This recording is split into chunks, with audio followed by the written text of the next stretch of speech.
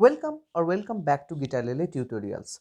In today's video, I am going to demonstrate one app that you can use for your chord change practices.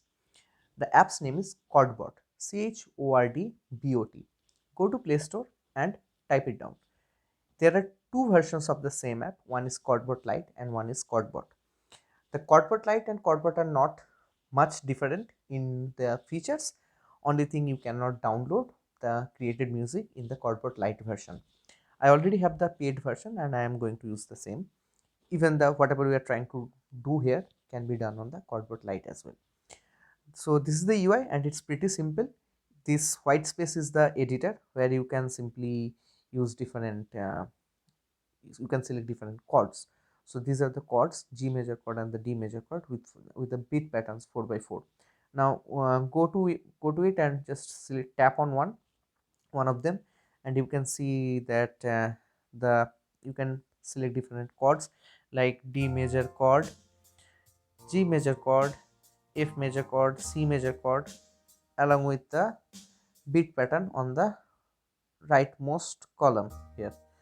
Okay, for our use case we just know two chords, the D major chord and the G major chord, and we know about the 4x4 music beat patterns, so we are just selecting that. We're just sticking to those selections. Okay, so I have selected the G major, I have selected the D major. Okay, so this is my chord area. Now I'm going to the instrument mixer panel. So in this panel, what you can do is you can select different options, the different instruments. You have acoustic guitar with different playing patterns. So if I select one, you can find it out, right? And you have electric guitar, you have bass with different options. The same instrument with different options are available here. Okay, keys. Okay, and you have drums, piano, synthesizers with different playing options. I'm keeping it simple. I have just one drum, one bass and one electric guitar strum. So that's all, and I have kept all of them in low volume. Choose whatever you want. Okay, make selections according to your wish. The other important parameter here is the beats per minute. Okay, I mentioned last day about the bars and the beats in the bar. Okay, so I mentioned 4x4 means there are 4 beats in a bar. Okay, here it is the tempo that gives you the number of beats that will be played in a minute.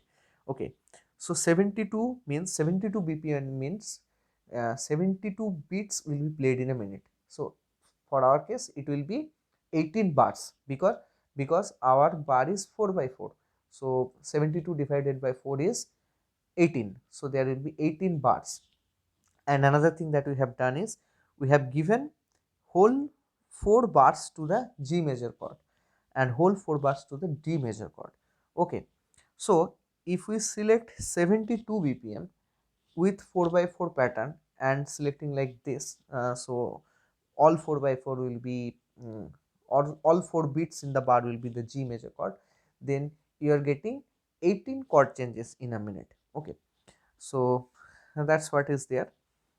So this is the instrument, the BPM, the chord editor, everything is there. The next thing is that there is two settings in the that we are interested in. One is the looping of the song. So what happens if I stop this one?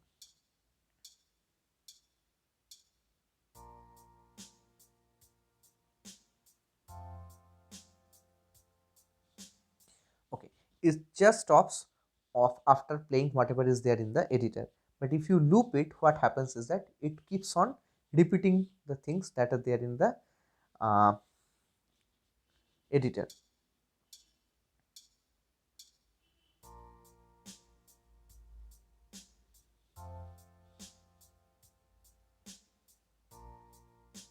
Okay, so it repeats after playing whatever is there in the editor. The next thing is the count in beats. Count in beats is that whenever you are selecting the first chord and you are playing the editor, so what it gives is the, if you listen properly, you will see some empty beats that are getting played Okay, so there are two empty beats that are getting played before playing the instrument.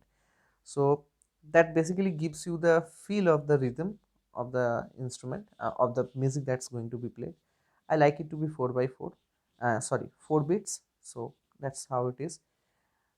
But how we can use this is simply to count along the beats, or play a chord, play along the strum on one, and we can increase the BPM as we practice more and more, and we get improved, right? So we can use this way. So first use case is, let's say I'm removing everything else. Okay, so I'm just sticking with the simple one chord, and now the music starts, right? 3 4, 1 2 3 4, 1 2 3 4, 1 2 3 4. So you can use it to count along the beats. Okay, that's one use case that we can do with this particular app.